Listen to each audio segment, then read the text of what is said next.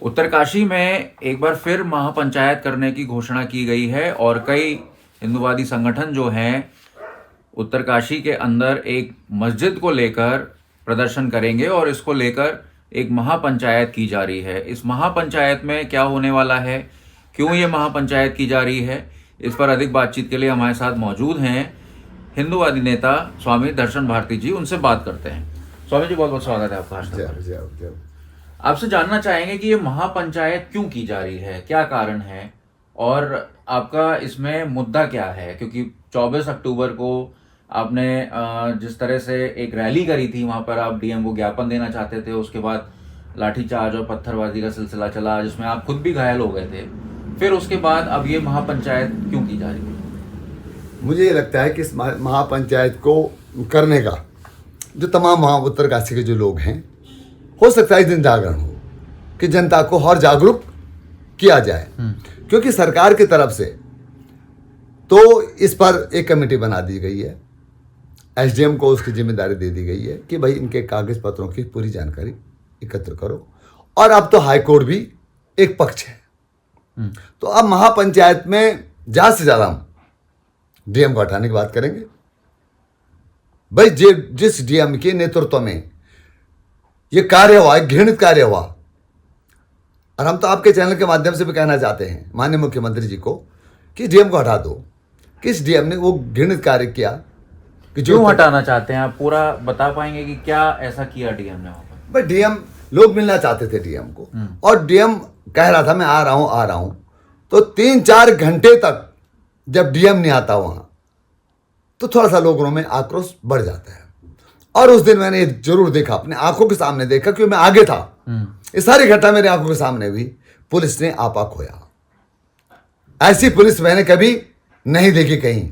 और कई बड़े वरिष्ठ पुलिस अधिकारियों को मैंने जब पूछा कि एक मिल्टन की बोतल से क्या इतना बड़ा कांड हो सकता है, उन्होंने कहा नहीं। तो कहे न गई मिल्टन की बोतल क्या थी? किसी प्रदर्शनकारी ने फेंकी या किसी षड्यंत्रकारी ने फेंकी आपके ऊपर ना, पुलिस के ऊपर। और वो मिल्टन की बोतल लगते ही पुलिस जो है आग बबूला हो गई। पुलिस को लगा कि हम पे हमला हुआ है इनकी तरफ से। हाँ, ये लगा, क्या लगा, पर इतनी जल्दी मैंने कहीं भी पुलिस को हरकत करते हुए देखा नहीं। इस तरह से बेरहमी से बच्चों को मारते हुए नहीं देखा कि पैर तोड़ दिए गए, बच्चों के पैर तोड़ दिए गए। पुलिस वाले भी तो घायल हुए थे। अब भाई जब पुलिस वाले भी घायल होंगे, अच्छी बात है। अच्छी बात तो है कि धर्म रक्षक पिटते रहे, अरे क्या मार खाते रहे। हम तो कहते हो धर्म रक्षकों से कि धर्म की रक्षा के लिए मरना और मारना दोनों जगह पड़ता है। तो स्वामी जी, आपको लगता है कि ये आपकी जो लड़ाई है उत्तरकाशी में कितनी जायज है? क्योंकि प्रशासन बार बार कह रहा है कि ये मस्जिद जो है वो वैध है। 1959 में इसकी जमीन खरीदी गई थी और 1984 में वक्फ में जब यूपी हुआ करता था, उन्होंने इसको दर्ज किया था और इसको आधिकारिक रूप दे दिया था। तो क्या सोचते हैं आप? देखिए, पहली बात तो मस्जिद नहीं है, बहुत गलत प्रचार किया जा रहा। मस्जिद वो निर्माणाधीन मस्जिद है। मस्जिद बनाई जा रही हो, मस्जिद बनी नहीं है, बनाई जा रही है। और दूसरी बात, उसमें बहुत इबादतगाह कह सकते हैं। हाँ, इबादतगाह कह सकते हैं कि वहाँ के लोग, वहाँ के जो मुस्लिम समाज था, हो सकता है उसमें अपना नमाज अदा करता उस कमरे के अंदर। तो जो उन्होंने 1, 2, 4 कमरों के ज़्यादा कमरे बना दिए। मैं ये कह रहा हूँ कि सरकार की ज़मीन है वो, तो क्योंकि उस ज़मीन का मुआवजा लिया जा चुका है। जब बरनावत पर्वत टूटा था तो वो तो डेंजर जोन में है। वैसे भी उस क्षेत्र में लोगों को रहने का अधिकार नहीं, उसको हटा देना चाहिए, कहीं बड़ी जान मान की हानि ना हो। काशी विश्वनाथ है वो, और कभी पर्वत नीचे आ गया तो किसकी नमाज और किसका फिर भजन। इसलिए सरकार को तुरंत वहां से जो भी हम मस्जिद के साथ साथ अन्य सभी को हटा देना चाहिए। मुआवजा मिल चुका उस जमीन का। पर मस्जिद को लेकर क्यों लड़ाई है? क्या आपके पास शिकायतें आई कि मस्जिद अवैध है, या कोई ऐसा काम हो रहा है उसमें जिससे आपको लगता है कि किसी धर्म विशेष या दूसरे धर्म से इसमें आपत्ति हो सकती है, या आपस में धर्मों में कोई अशांति पैदा हो सकती है? आप जाके देखिए, आप जो मस्जिद की जगह बनाई जा रही है, आप जाके देखिए इतना पैसा कहाँ से लग रहा है उसके अंदर। वो एक विषय है। और ठीक काशी विश्वनाथ मंदिर, काशी विश्वनाथ मंदिर सौम्य मंदिर कहा गया उसको, कि जब काशी में भगवान दर्शन देना बंद करेंगे, उसके बाद उत्तर काशी में भगवान शिव के लिंग रूपी दर्शन होंगे। तो उस काशी विश्वनाथ मंदिर के ठीक ऊपर मस्जिद बनाने की आवश्यकता क्या पड़ेगी भाई? कोई और भी जगह हो, मतलब चलो मानते हैं कोई और भी जगह हो सकती थी ठीक मंदिर के ऊपर, जिसका संकेत क्या जाता है? कहीं गलत तो हो रहा है। देवभूमि के अंदर जो हमारे बड़े धार्मिक स्थल हैं, इनके ऊपर धार्मिक आक्रमण तो किया जा रहा है। बिल्कुल इसे मैं धार्मिक आक्रमण बोलता हूं। पुरोला में भी एक तरह से जब लव जिहाद का मामला आया था और आपने महापंचायत को बुलाया था, फिर महापंचायत से एंड पहले आपको गिरफ्तार कर लिया, डिटेन कर लिया गया था कह सकते हैं। जी। और आप वहां नहीं पहुंच पाए थे, आपने एक दिन पहले ऐलान किया था। तो इस बार क्या परिस्थितियां हैं और उस समय क्या परिस्थितियां थी? क्योंकि पुरोला का जो मामला आया था उसमें हम सब जानते हैं कि जो अभियुक्त थे वो बाइज्जत बरी हो गए थे। तो अभी आपको क्या लगता है? पुरोला का जो मामला था, उस मामले में कहीं ना कहीं स्थानीय लोग, हम लोगों भी कमी रही कि हम उस परिवार को संरक्षित नहीं कर पाए, हमने संरक्षण ढंग से नहीं दे पाया, तो टूट गया परिवार। और उसके टूटने के पीछे कई कारण हो सकते हैं। लेन देन भी हो सकता है, लिया दिया भी हो सकता है, मान मनाई भी हो सकती है। उसके भी गुनहगार हम ही हैं कि हमने उस परिवार का ढंग से संरक्षण नहीं किया। जिस तरह से आज कट्टरपंथियों में रोज लड़कियां जो है लव जिहाद का शिकार हो रही हैं, तब भी थमने का नाम ले रहे हैं, आराम से बेल हो रही है, आराम से वकील काम कर रहे हैं। तो इसे कहते हैं संरक्षण। हिंदुओं में संरक्षण नहीं है, हम लोगों में कहाँ संरक्षण अपने लोगों का। मेरे 3 लड़के जेल गए उत्तरकाशी से, 10 दिन तक मुझे जीना हराम कर दिया लोगों ने कि बच्चे कब बाहर आएंगे, कब बाहर आएंगे, कब बाहर आएंगे। तो ये स्थिति हमारी भी कुछ कमी है।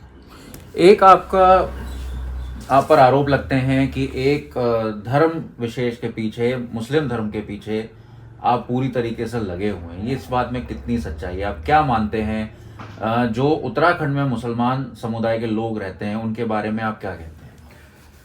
देखिए गलत है जो ये धर्म को लेकर के जो मेरे पे आरोप है कि मैं इस्लाम का नहीं। भाई मैं इस्लाम का विरोधी कहाँ? इस्लाम को मानने वाले करोड़ों लोग हैं, तो मैं विरोधी कहाँ हो सकता हूँ? मैं विरोधी नहीं हूं।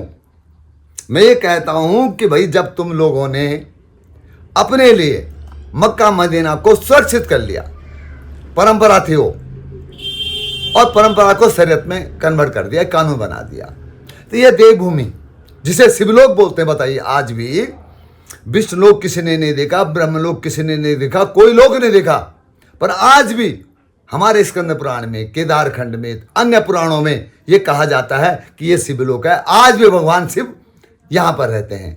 तो हम ये कहते हैं भैया, हे, क्योंकि गाय खाने वाले हमारे धर्म में, सनातन में गाय को मां कहा गया और इस्लाम में गाय को काटा गया। तो हम कहते हैं ऐसे लोगों को कम से कम हमारे क्षेत्र में धार्मिक अतिक्रमण नहीं करना चाहिए, और हम करने भी नहीं देंगे। हम प्रयास करेंगे कि धार्मिक आक्रमण ना हो।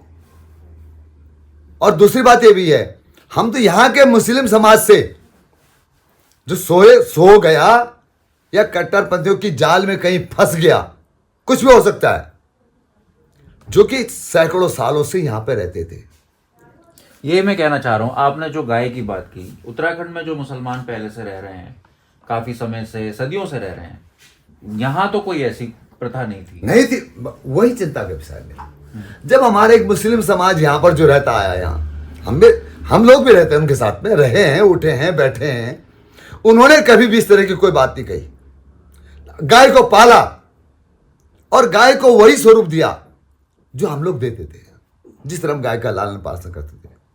कोई भी उत्तराखंड राज्य बनने से पहले उत्तराखंड के अंदर ऐसी कोई घटना नहीं घटी।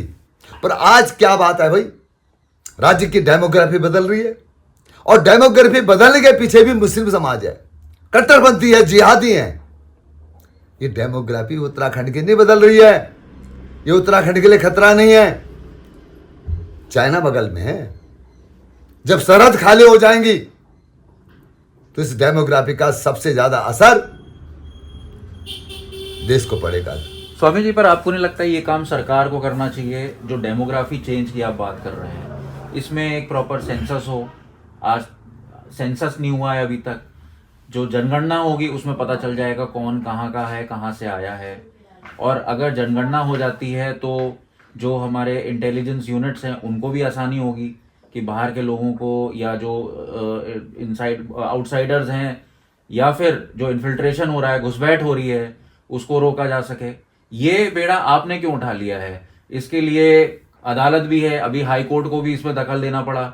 जो महापंचायत आप कर रहे हैं, इसके लिए भी आदेश जारी करना पड़ा कि कानून व्यवस्था जो है वो बनी रहे और मस्जिद को सुरक्षा दी जाए। तो आप क्यों बेड़ा उठा रहे हैं? सरकार क्यों नहीं? आप सरकार से बोलिए। देखिए, जन जागरण है तो सरकार के पास इतनी बड़ी व्यवस्था नहीं है। मैं भारत सरकार से भी कहूंगा कि भैया, अगर आप चाहते हैं देवभूमि की डेमोग्राफी बची रहे, यहां पर सत्यापन ढंग से हो, विहंगम क्षेत्र है, दुर्गम क्षेत्र है, तो उत्तराखंड को कम से कम 5-10 हजार पुलिस की भर्ती का और ज्यादा देना चाहिए इनको। यहां पर कम से कम 10,000 पुलिसकर्मियों की आवश्यकता है आज उत्तराखंड के अंदर। तो पुलिस कहाँ है यहाँ? या तो नगण्य पुलिस है ही नहीं जिनके हाथ में कानून व्यवस्था है, जो सत्यापन करेंगे, वो वर्ग है यहाँ पर। इसलिए हम जैसे लोगों को उतरना पड़ रहा है जनता को जागरूक करने के लिए। सरकार के पास तो है ही नहीं।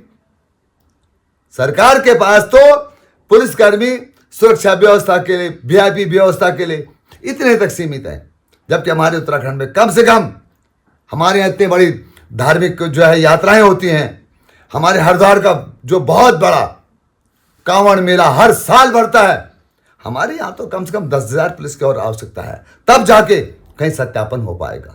बहुत बहुत धन्यवाद। हमारे साथ स्वामी दर्शन भारती जी। साफ तौर पे कहना है कि जिलाधिकारी के कारण यह आक्रोश बढ़ा था और जिलाधिकारी को हटाने की मांग कर रहे हैं। साथ ही उनका कहना है कि उनकी किसी धर्म विशेष से लड़ाई नहीं है, बल्कि जो इलीगल स्ट्रक्चर्स या फिर धर्म के नाम पे जो ढांचे तैयार किए जा रहे हैं, चाहे वो मस्जिद हो, उसको लेकर उनको आपत्ति है और इसको लेकर वो लड़ाई लड़ते रहेंगे।